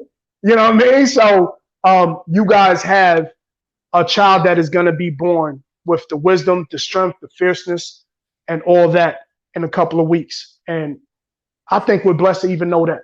You know what I'm saying? So by all means, if there's anything that y'all want to say about the stage is yours. That was a lie. No. Nah, I'm focusing on this little person. This will be my first natural childbirth and the first one I do at home. Yeah. And I'm gonna catch him. Let's go. So the only thing I have to say, I play wide receiver, so I should be all right. The only thing that I have to say as far as a final thought has nothing to do with probably anything that we've discussed tonight. That's just Black and brown women consider having your kids at the crib. I know it's a scary ass thing to think about. I know it's like everybody say that the hospitals are safer, but if y'all go ahead and take a look at our mortality rates with us going to have babies, if y'all go and take a look and find out some of the stories from other people C-section who've rates. done this before, C-section rates. It's crazy. When you go and look at your statement and see what they charging you for skin-to-skin contact with your kid, it'll make you reconsider. And I'm gonna go ahead and say it. Be careful with them vaccines. Talk to them. And all of the shit that they trying to push on us. Like they've always been testing on us. Always. Ain't nothing new today. There's nothing new under the sun at all. So everything that we've seen before, these ain't conspiracy theories, y'all. Like, wake the fuck up. Facts. Wake the fuck up. Because now more than ever, like, they trying to get rid of our asses. Because they ain't gonna survive this shit. The sun getting too close. Yeah. Let's not get into that. We'll be on here another 2 hours. Bro. Yeah. But no, I'm with you 100% on those drops. That's all I got though. And I know a lot of people are like, oh, it's safe because XYZ. Yeah, high risk pregnancies are mental. They are. We can watch what we eat for a couple of months. We can pay attention to a lot of stuff. Like, and I'm not saying all of it, but the majority of the stuff that they slide us into them high risk categories for, that shit is mental. So be mindful. Be mindful and be your own advocate. Take care of yourself out here, because ain't nobody else gonna do it. That's all I got. Happy Father's Day to the fellas. It has been a different experience. Didn't like my other kid's mother. Keep it 100. Didn't like her. Didn't go through the same experience. I wasn't able. I've heard that women become mothers at conception, men become fathers at birth, right?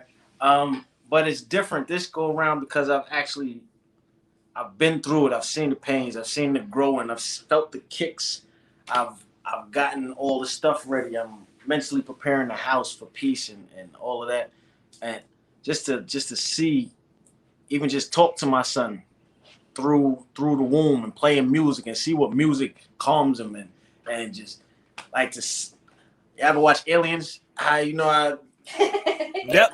Yo, to see it and like to feel it is a different experience. So like he's a fighter. Like he's in there soldier. He likes Toby. He likes Fela Kuti. He likes what's the African dude? Burna Boy. Burna Boy. Yeah, he's in there manifesting something. So shout out to the fathers. If you can have that experience, there's nothing like it in the world. If you can't, I understand. Sometimes it happens. I've seen both ends of it, but nothing has blessed my life more than my kids. And everything I do is for them. Word. Love yourself. Appreciate y'all for those gems. We did it, man. We just did a almost 2-hour podcast effortlessly with an amazing conversation just building. We can even build off of y'all last statements, but we're not even gonna go in. We're gonna have to save that for a part 2. So mind you, vaccines and health and fatherhood attachment conversation for the part 2, right? Let's go. And we want to both of y'all, man. We want to send all our positive energy. I tell everybody all the time whenever I pick up the phone or say, it's always peace. Positive energy always causes elevation. We're sending you the most positive energy possible, man, for the birth of your child, for your family, for your foundation. Y'all dope as hell. You know what I mean? So whatever ever needed from us, if ever needed from us, we here. You know what I'm saying? Salmon's got y'all. Y'all, as my brother Kyle will always say, you in the constellation as the stars you are. You know what I mean? So for the most part, man, you are beyond blessed with your unity, and we've been blessed with your presence. You know what I'm saying? So with that being said, we here to build foundations whenever you ready, and we here to provide whatever we can for y'all, man. We thank y'all for your presence. Y'all gonna be on a compilation too. We'll talk about that later. Yeah, we'll tell y'all that right after we close out the show real quick. We gonna let the family know. We got 2 more episodes left. We got 2 big episodes already coming. Okay, yes, big one next week. Let them know about next week. So next week, y'all, we our 9th episode is going to be with Jane Elliott. We're gonna have Jane Elliott here, and we're gonna speak about the Black and Brown experiment, and we're gonna speak about, honestly speaking, I think Mother, honestly speaking, Mother, your piece and Kiss, your joint was so crazy. Yep. Mother, but when you spoke, and so the end of the season is July 4th, right? So when you started with that America, I said, damn. But listen here, though. We're gonna have Jane Elliott, and then we for the most part, announcements to be made for the season finale. But truth of the matter is, when you have guests like Kiss the Poet and Mother the Creator, and Mother the Creator and Kiss the Poet, and all together, kiss your mother. We thank y'all, man, because this right here is season finale energy. This right here is damn. Yes. Mic drop and stages now. What you gonna do with that stage? You know what I'm saying? So thank y'all so much for everything that y'all do, man. And keep us in tune when y'all have the baby, when you have baby 7, you know what I'm saying? And 7 being God's number. Beautiful name. You know what I mean? So by all means, thank y'all. With that being said, my brother, lead us in. We will see y'all on next week episode of the Sound Minds podcast. And we're gonna close out at 1, 2, 3. Sound Minds. Peace.